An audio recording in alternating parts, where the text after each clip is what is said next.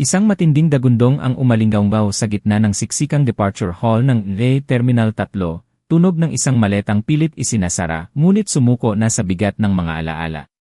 Sana nagdala pa ako ng isa pang maleta. Ang linyang ito, na nagmula sa isang viral post ng isang banyagang turista, ay tila kidlat na tumama sa puso ng libu-libong manlalakbay sa buong mundo. Hindi ito tungkol sa kakulangan ng espasyo para sa mga damit. Ito ay isang pisikal na manifestasyon ng isang emosyonal na problema, ang matinding pagnanais na iuwi ang bawat piraso ng Pilipinas, at ang malalim na panghihinayang na kailangan na nilang umalis. Sa pagtatapos ng bawat bakasyon, laging may kasamang kakaibang lungkot, ang acceptance o separation anxiety na nararamdaman habang nakatitig sa papalayong skyline ng Maynila o sa asul na dagat ng Cebu. Ano nga ba ang unang pumapasok sa isip ninyo kapag naalala ninyo ang Pilipinas? Ang mga larawan ba ng pino at puting buhangin ng Boracay na nakaimbak sa inyong kamera? Ang hindi naubos na inihaw na pusit sa tabing dagat? O ang biglaang dampi ng mainit at maalinsangang hangin sa mukha ninyo paglabas ng airport, na may halong amoy ng usok ng jeepney at alat ng dagat? Ang mga social media feed sa iba't ibang panig ng mundo ay napuno ng mga listahan ng pagsisisi mula sa mga taong nakatapak na sa lupain ng Pilipinas. Isang listahang puno ng pagmamahal at panghihinayang. Yung dried mangoes mula sa Cebu. Bakit ba hindi ako bumili ng isang buong kahon? Yung halo-halo sa kanto. Ang sarap ng pagnguya sa sago at nata de coco. Sana nag-uwi ako ng mga sangkap. Handa akong lumipad pabalik ng Pilipinas para lang makakain ulit ng bagong lutong pandesal na isinasawsaw sa kape tuwing umaga at yung mainit na taho na isinisigaw ng magtataho sa kalsada. Hindi ko akalain na mamimiss ko ang lasa ng kalamansi juice. Iba ang asim at tamis niya, walang katulad sa kahit anong soda sa Europe. Para sa kanila, ang pagkain sa mga convenience store tulad ng 7-Eleven sa Makati o ang mga karinderya sa gilid ng kalsada ay hindi lang pantawid gutom. Ito ay gamot sa pagod, isang yakap sa tiyan matapos ang mahabang biyahe sa traffic o paglalakad sa intramuros. Ang isang simpleng bote ng say 2 o zest o na dinampot lang sa grocery shelf ay nagiging ginto kapag nakauwi na sila sa kanilang malamig at tahimik na mga bansa. Mga simpleng bagay, banig na gawa sa tikob, mga abaniko, virgin coconut oil, at kahit ang simpleng walis tambo. Sa Pilipinas, ordinaryo lang ang mga ito. Pero sa kanilang pagbabalik sa kanilang mga bayan, doon lang lumalabas ang tunay na halaga at kalidad ng mga produktong ito. Ngunit, sa kabila ng tambak na pagsisisi sa mga bagay na hindi nabili, may isang pahayag mula sa isang manlalakbay na yumanig sa damdamin ng nakararami. Isang bulong na puno ng katotohanan. Sa huli, ang pasalubong na pinakagusto ko ay hindi bagay, kundi ang dagdag na oras para manatili pa sa Pilipinas. Ang pangungusap na ito ay higit pa sa pagkahumaling sa material na bagay. Ito ay isang malalim na pag-amin ng pangungulila. Gusto nilang maranasan muli ang taimtim na pagdarasal sa loob ng Quiapo Church habang nagpupunas ng panyo ang mga deboto. Gusto nilang maglakad ng walang humpay sa mga lumang kalsada ng Vigan, sa Cal Crisologo, habang tumutunog ang mga kalesa sa cobblestones. Gusto nilang pumasok ulit sa isang simpleng milk tea shop o tindahan ng palamig sa kanto, umorder ng ginomis ni o sagot gulaman at namnamin ang bawat lagok. Gusto lang nila ng kaunti pang oras. Kaunti pang sandali sa hangin na puno ng bayanihan at init ng pagtanggap. Ang alaala ng pagkain, ang ginhawa ng mga lokal na gamit, at ang pakiramdam ng araw sa balat, lahat ng ito ay nagiging masakit na katotohanan sa sandaling makabalik sila sa kanilang normal na buhay. Napagtatanto nila na ang mga karanasang ito ay sa Pilipinas lang matatagpuan. Walang kapalit. Kaya naman, marami sa kanila ang nangangako para sa susunod nilang pagbabalik. Sa susunod, hindi na ako magdadalawang isip. Bibilhin ko na agad. Pero higit sa lahat, hindi na ako magmamadali. Ihihinto ko ang oras. Dadamhin ko ang bawat sandali. Ang listahan ng mga nakalimutang bilhin ng mga turista sa Pilipinas ay hindi pinangungunahan ng mga mamahaling perlas o branded na damit. Ito ay pinangungunahan ng mga bagay na makikita sa mga sari-sari store, sa palengke, sa mga estante ng supermarket na nilalagpasan lang natin araw-araw. Mura. Madaling makuha. Sobrang dikit sa ating pang-araw-araw na buhay. Pero para sa mga banyaga, ang mga ito ay mas kumikinang pa sa diamante. Kung mayroon mang nag-iisang pagsisisi ang biyaheng ito, iyon ay ang hindi ko pagbili ng isang buong balikbayan box nito. Kaakibat ng sentimentong ito, ang unang pumukaw sa atensyon ng mundo ay ang dried mangoes ng Cebu. Hindi lang ito basta matamis na prutas. Ang dried mango ng Pilipinas ay isang kultura. Ang tamis na hindi nakakasawa, ang kunat na sakto lang, at ang amoy na nagpapaalala ng tropikal na araw. Bawat brand, bawat pakete, ay may kwento ng lupang pinanggalingan nito. Isang turista mula sa United Kingdom, na naglakbay pa Cebu para hanapin ang orihinal na factory ng dried mangoes, ang nabighani ng matikman niya ang bagong gawang batch, mainit-init pa at malambot. Pero dahil iniisip niya ang bigat ng kanyang bagahe, bumili lang siya ng 3 pakete. Ang kanyang sigaw ng pagdadalamhati sa comment section ay naging boses ng marami, sana dinamihan ko. Sana pinuno ko ang bag ko. Ang ganitong klase ng pagkahumaling ay tumawid na sa mga hangganan. Nakahanap ako online, pero mas mahal pa ang shipping fee kaysa sa mangga, reklamo ng isa. Binigay ko bilang pasalubong sa pamilya ko, pero naubos nila agad. Wala man lang natira para sa akin. Hindi lang ito merienda, isa itong emosyonal na karanasan. Mula sa iba't ibang sulok ng mundo, bumuhos ang ganitong mga kwento. Ngunit ang pinaka-nakakaantig sa puso ay ang video na in-upload ng isang pamilyang Italyano. Sa video, makikita ang isang batang babae na umiiyak habang kinakain ang huling piraso ng polvoron na binili nila sa isang souvenir shop sa Tagaytay. Ang kanyang mga mata ay nagniningning habang sumisigaw, "Mama." Ito ang pinakamasarap na bagay sa buong mundo. Nang marinig ito ng ina, bagaman sumasang-ayon siya, huli na ang lahat. Huling araw na nila yon sa Pilipinas at papunta na sila sa terminal ng airport. Imposible nang bumalik sa Tagaytay. Wala na silang magagawa kundi yakapin ang umiiyak na bata. Sa susunod na biyahe natin, pangako ng ina habang mahigpit na niyayakap ang anak, magdadala tayo ng isang maleta na puno lang ng polvoron at dried mangoes. May isa pang bagay na nagbigay ng matinding impact sa mga turista, ang mga inumin sa Pilipinas. Para sa kanila, hindi lang ito basta matamis na tubig. Ito ay nakakabit sa alaala ng maalinsangang init ng tanghali, sa pagod ng pag-akyat sa mga bundok o paglalakad sa syudad, at sa ginhawang hatid ng isang malamig na lagok. Isang binata mula sa Germany ang nagbansag sa calamansi juice bilang si pinakamasarap na inumin sa kanyang buhay.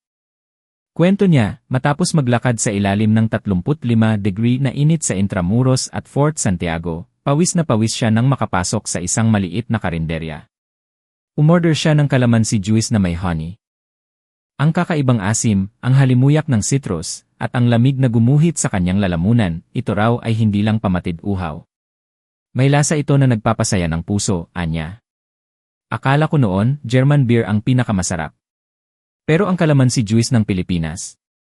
Baka agawin ito ang trono sa puso ko.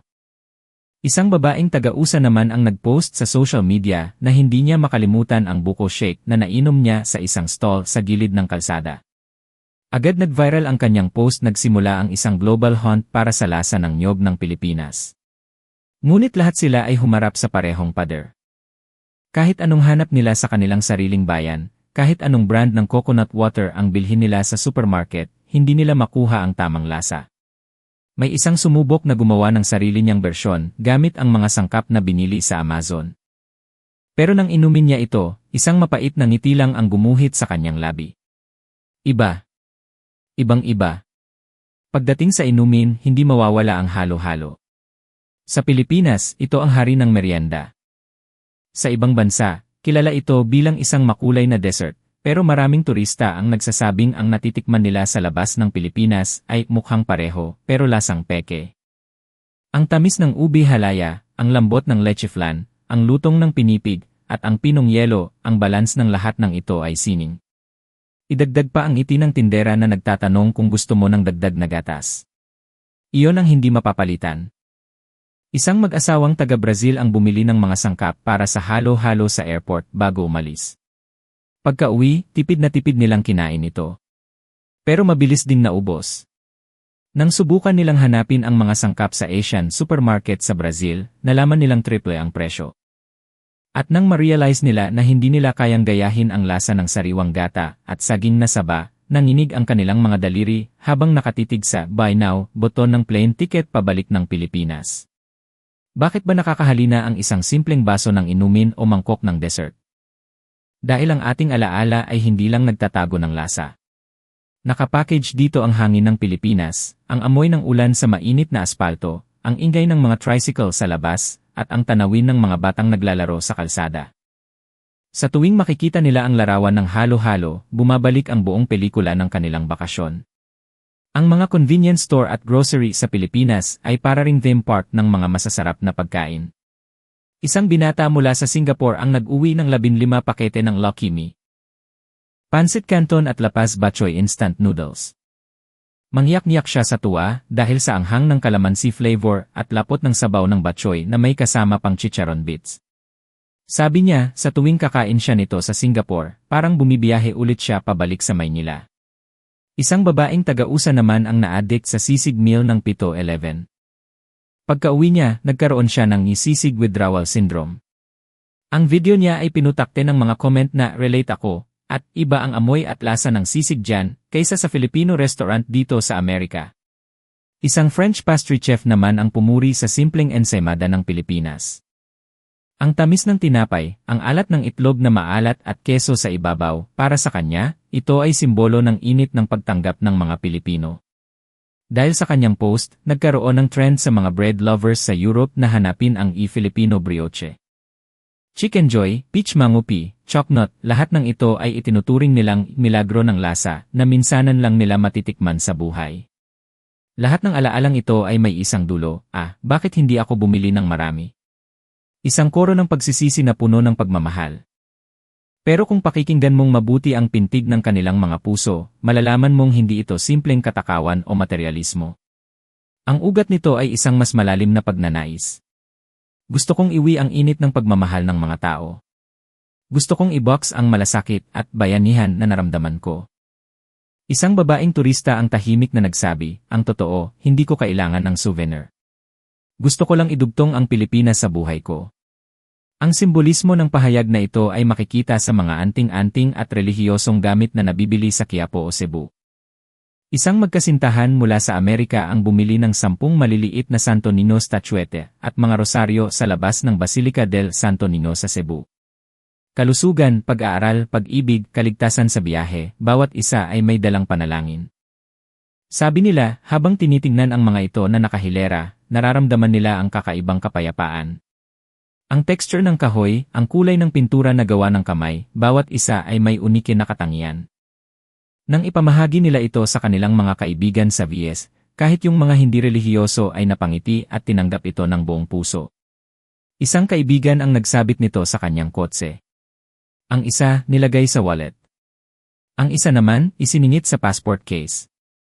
Gamit na gamit at pinahahalagahan. Sabi ng magkasintahan, sa tuwing makikita nila ang ngiti ng mga binigyan nila, nararamdaman nilang naibahagi nila ang iswerte at pagpapala ng Pilipinas. Ang mga bagay na ito ay hindi lang palamuti, ito ay konkretong anyo ng panalangin para sa kaligtasan ng kapwa. Isang proteksyon na nakuha nila mula sa isang espesyal na lugar. At sino ang mag-aakala na ang isang simpleng kasuotan ay magdudulot ng ganitong ingay? Isang lalaking taga-Germany ang bumili ng 12 pares ng medyas na gawa sa kawayan, bamboo socks, at sinelas na abaka habang namimili sa isang mall sa Maynila. Namangha siya sa breathability ng mga ito. Pagka-uwi niya sa Germany, isinuot niya ang medyas. Nagulat siya. Ang lambot. Ang ginhawa na hindi nakakasakal sa paa. At kahit sa maalinsangang panahon ng Pilipinas, hindi ito nag-amoy pawis dahil sa natural na antibacterial properties ng kawayan. At ang presyo? Wala pang 100 pesos ang isang peres. Sa susunod niyang biyahe, pumunta siya sa department store at namakyaw. Hindi na ako babalik sa pagsusuot ng ibang medyas, deklarasyon niya sa kanyang blog post, kasama nito ang sigaw na, kulang ang 3 peres. Dapat bumili ako ng 12. Ang kwentong ito ay nagbukas sa mata ng mundo sa kalidad ng textile at gawang kamay ng Pilipinas. Dahil ito ay bagay na isinusuot araw-araw, nagiging constant reminder ito ng kanilang bakasyon. Nail clippers, efficacent oil, Tiger balm, nagawang Pinas, Kojic soap, at virgin coconut oil. Mga bagay na madaling mabili sa Watsons o Mercury Drug. Hindi mabilang na turista ang namangha sa bisa ng mga ito. Ang banayad sa balat pero ang bilis ng epekto. Iba sa matatapang na chemicals sa bansa namin, sabi ng isang British housewife. Tinawag naman ng isang ginang ang standard na rice cooker na nabili niya sa An Appliance bilang magic pot. Matibay, simple, at kayang magluto ng kahit ano. Dahil sa rice cooker na ito, ang nakaka-stress na pagluluto ay naging masaya, anya habang nakangiti. May isa pang kwento tungkol sa isang lalaking Amerikano at ang balisong o patalim mula sa Batangas. Ang husay ng pagkakagawa at talim ng bakal ay nagpahanga sa kanya. Pero ang asawa niya ang mas natuwa.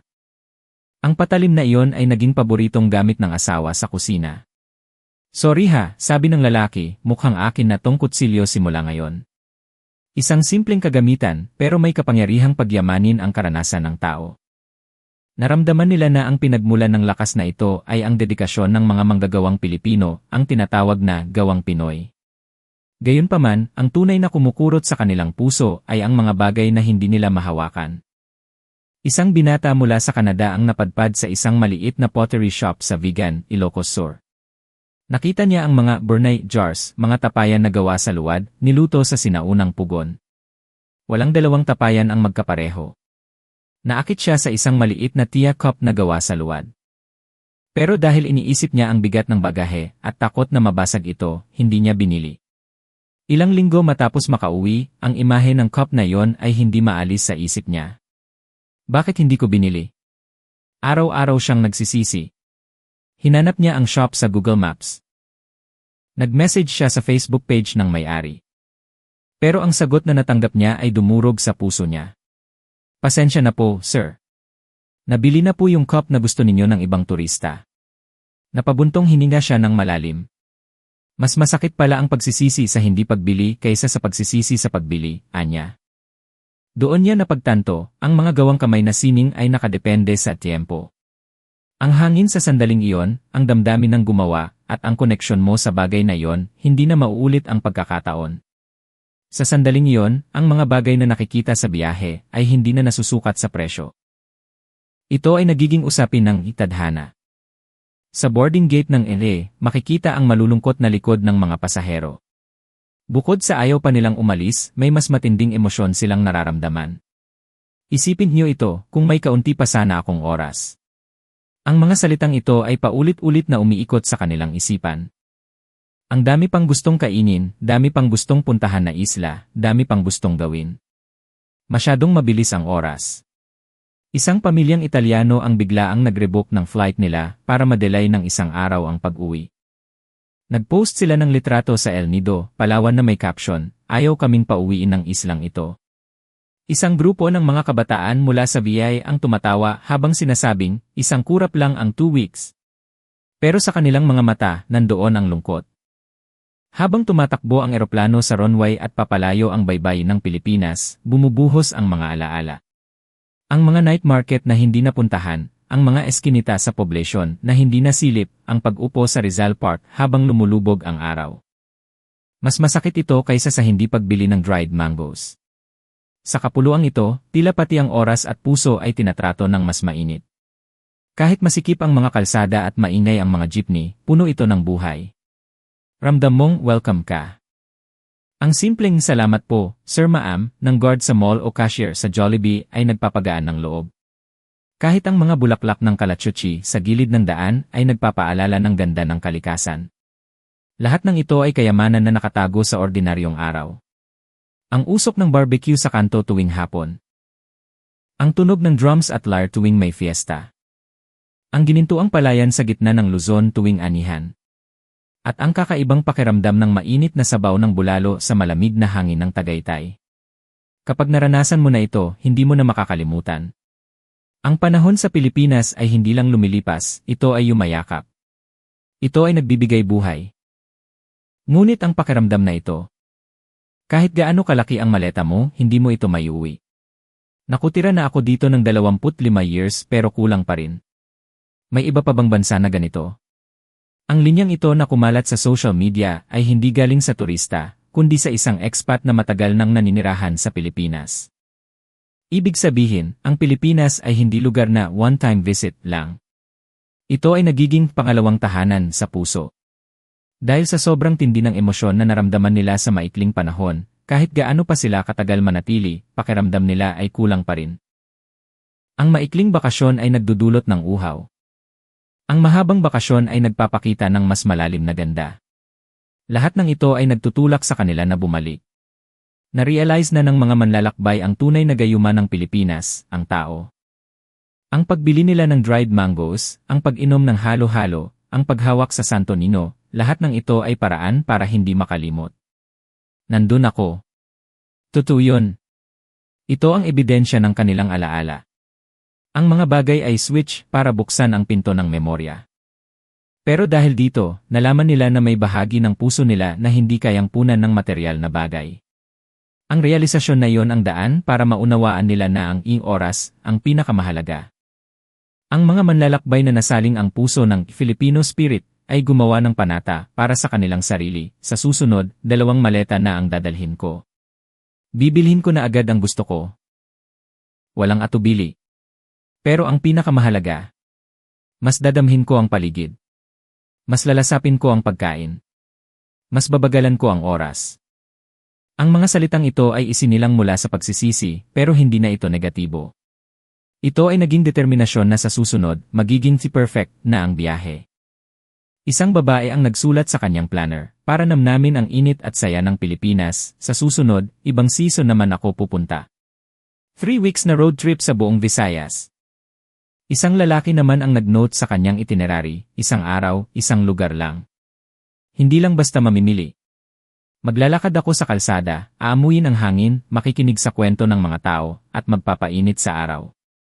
Naniniwala kami na ang pag-ipon ng mga simpleng sandaling ito ang tunay na hinahanap ng puso nila. Kung ang kwentong ito ay naghatid ng kahit kaunting alaala sa inyong puso, masaya na kami. Ang kwentong ito ay may 2 bahagi. Panoorin natin ang susunod. Ano ba talaga ang bagay na tanging mga Pilipino lang ang kayang gumawa? Nandito tayo ngayon sa Paris, France, ang sentro ng sining at fashion sa mundo. Dito nagtatagpo ang luho at disenyo. Sa isang sulok ng syudad na ito, isang batang designer ang naghahanda para sa isang malaking hakbang sa kanyang career. Dito sa Paris, nagsasalubong ang nakaraan at hinaharap. Nirerespeto ang tradisyon pero laging bukas sa bago. Ito ang Paris. Dito, may isang babaeng nangangarap. Ako si Claire. Nag-specialize ako sa European Traditional Architecture at Interior Design. 2 taon na akong nagtatrabaho bilang architect dito sa Paris. Naakit si Claire sa ganda ng mga lumang gusali sa Europe kaya siya pumasok sa mundong ito.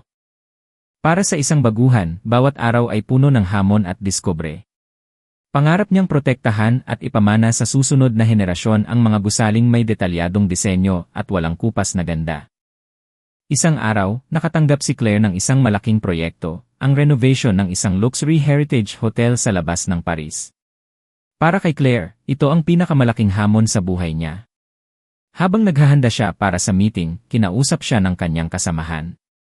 Claire, maganda ang proposal mo. Pero may special request ang kliyente. Special request. Ang hotel na iyon ay mahigit 80 years old na. Gusto nila na habang pinapanatili ang tradisyonal na itsura, kailangan itong maging moderno at komportable. At hindi lang yun. Gusto nilang maging fully sustainable at eco-friendly ang materials. Traditional pero moderno. Maganda pero functional at eco-friendly. Hindi madaling pagsabayin ang mga ito. Pero kung magagawa ko to, malaking step to sa career ko, bulong ni Claire. Pumasok siya sa meeting na kabadong-kabado. Ang request ng kliyente ay mas detalyado at mas mahirap kaysa sa inaasahan niya. Ang focus ng project ay hindi lang renovation. Gusto naming gamitin ang teknolohiya para sa kalikasan. Para sa mga bintana, interior fabrics, at building materials, gusto naming gamitin mo ang produkto ng Phil Fiber Tech, isang kathang-isip na pangalan para sa kwento. Phil Fiber Tech. Isang kumpanya sa Pilipinas. Sila ang simbolo ng top-tier functional textiles at green building materials sa Asia. Gusto rin naming gamitin ang kanilang eco-friendly fabrics at patented fixtures para sa uniforms at interiors ng hotel. Pagbalik sa opisina, tinitigan ni Claire ang design blueprint. Napakamot siya sa ulo. Phil Fiber Tech. Narinig ko na ang pangalan. Alam kong magaling ang Pilipinas sa abaka at pineapple fibers, pero bakit sobrang insistent ng client na gamitin sila? Isang malaking opportunity ang project, pero pressure din ang request. Siguradong may espesyal na dahilan kung bakit sila ang pinili. May hindi pa ako alam tungkol sa manufacturing ng Pilipinas. Hindi pa alam ni Claire sa sandaling iyon na ang istorya sa likod ng kumpanyang Pilipino na ito ay magpapabago sa pananaw niya sa disenyo at sa buhay. Kinagabihan, hindi mawala sa isip ni Claire ang pangalan ng kumpanya. Nagpa siya siyang mag-research. Binuksan niya ang laptop niya. Phil Fiber Tech. Yan, hidden champion pala sila sa functional textiles at green materials. Pero pati luxury hotel interiors pinapasok na nila. Habang nagbabasa, sunod-sunod ang gulat niya. Hawak nila ang malaking porsyento ng market para sa high-performance fabrics ng mga sikat na global sports brands. Nauuna sila sa mundo pagdating sa eco-friendly patents. Gumagamit sila ng agricultural waste tulad ng dahon ng pinya at saha ng saging para gumawa ng matitibay na materyales. Wow, Grabe! Ang galing!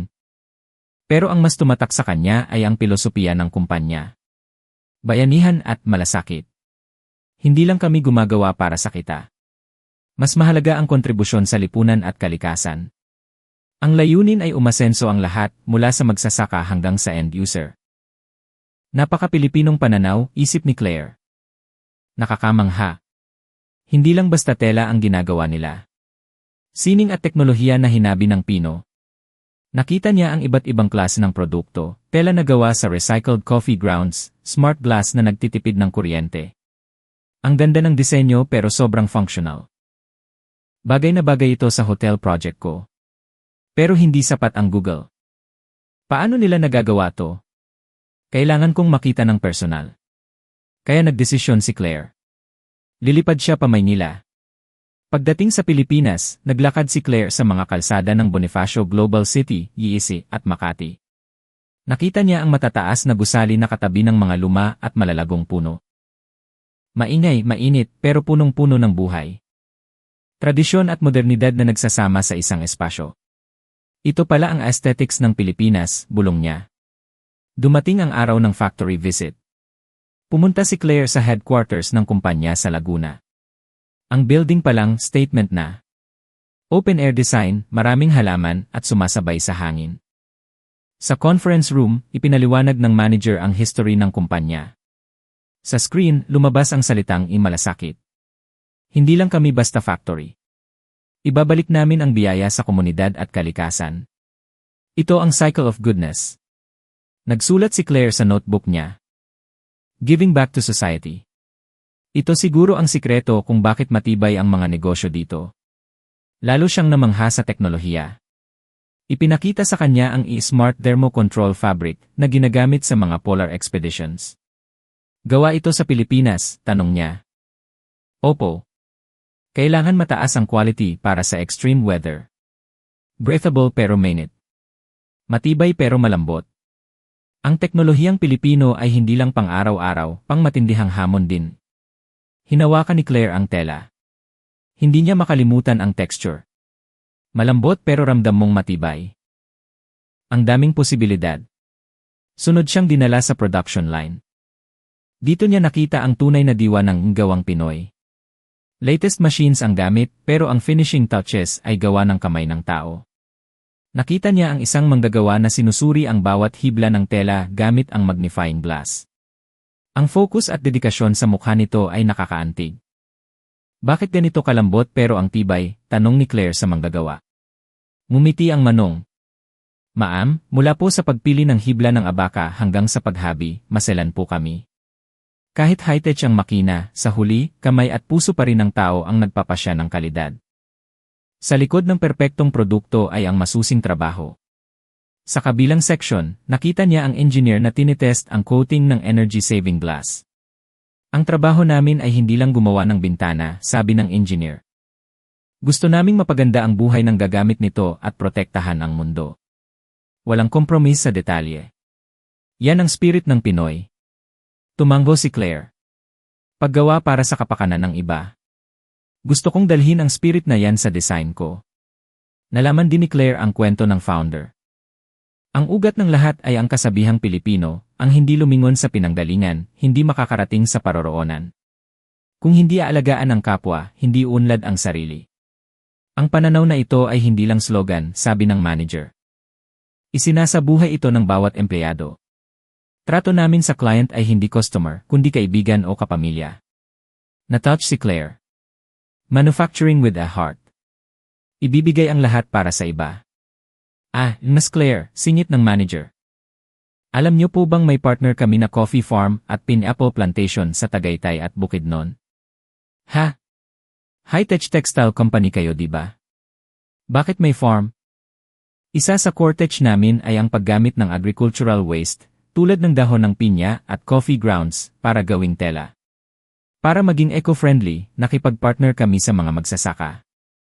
Sinusuportahan namin ang lokal na agrikultura para umangat ang buhay sa probinsya. Wow! Kahit manufacturing kayo, tumutulong kayo sa agriculture. Totoong bayanihan nga. Opo. Dahil dito, stable ang kabuhayan ng mga farmers. At ang kita, ginagamit namin para sa scholarship programs sa mga baryo. May coffee shop din kami dito sa VI na gamit ang kape nila. Tikman niyo po bago kayo umalis. CJ! Gustong-gusto ko ang kapeng barako. Nagniningning ang mata ni Claire. Natutunan din ni Claire ang tungkol sa ESG, environmental, social, and governance efforts ng kumpanya. Sa factory, gumagamit sila ng renewable energy at water recycling. Binawasan namin ang energy consumption ng 30%. At ang tubig na lumalabas sa factory ay mas malinis pa kaysa sa tubig sa ilog, paliwanag ng engineer habang tinuturo ang fish pond sa tabi ng factory na buhay na buhay. Grabe! Ang linis ng tubig. Seryoso talaga kayo sa environment. Opo. Responsibilidad namin ito bilang Pilipino. Ang pangalagaan ng aming lupain. Teknolohiya at kalikasan. Pagsasama ng dalawang magkaibang mundo. Ang dami kong natutunan, sabi ni Claire. Isasama ko ang balansing ito sa design ko. Maraming salamat. Sa huling gabi niya, nakadungaw si Claire sa bintana ng hotel niya na nakaharap sa Manila Bay. Sa islang ito, lahat ay puno ng buhay. Ang mga produkto ng Pilipinas ay extension ng buhay na yon. Para kay Claire, ang biyaheng ito ay hindi na lang basta trabaho. Binago nito ang pananaw niya bilang designer. Naintindihan ko na ang bayanihan at malasakit. Ang kumpanyang ito, gusto nilang maghatid ng ligaya sa mundo gamit ang teknolohiya. Ang atensyon nila sa detalye ay paraan ng pagpaparamdam ng pagmamahal sa gagamit. Dapat ganun din ang design ko. Hindi lang basta maganda. Dapat may malasakit. Sustainability. Future-proof. At higit sa lahat, tao. Isipin ang ginhawa ng titira. Isipin ang epekto sa kalikasan. Umuwi si Claire sa Paris bitbit ang bagong inspirasyon. Sa presentation sa harap ng kliyente, puno ng passion si Claire. Ang manufacturing spirit ng Pilipinas ay hindi lang tungkol sa paggawa ng bagay. Ito ay tungkol sa pag-isip sa kinabukasan at pagpapayaman ng buhay ng tao. Ano ba ang kaya nating likhain? Hindi lang dapat ito convenient. Dapat isipin natin, paano ito magpapasaya ng tao? Paano ito magiging mabait sa mundo? Tahimik ang lahat. Pagkatapos palakpakan. Tumango ang kliyente. Tama ang desisyon nating piliin ang teknolohiya ng Pilipinas. Ang kinabukasan ng disenyo ay nasa kamay natin, pagtatapos ni Claire nang nakangiti. Kung paano natin payayabungin ang buhay ng bawat isa habang inaalagaan ang kalikasan. Sana ang naging biyahe ko ay nagbigay sa inyo ng ideya. Tiningnan niyang muli ang design blueprint. Ngayon, may puso na ito. Ano sa tingin niyo? Paki-comment sa ibaba ang inyong opinyon at karanasan. Kung nagustuhan niyo ito, paki-like at subscribe na rin sa channel. Maraming salamat sa panonood hanggang dulo. Inaasahan namin ang inyong muling pagbisita.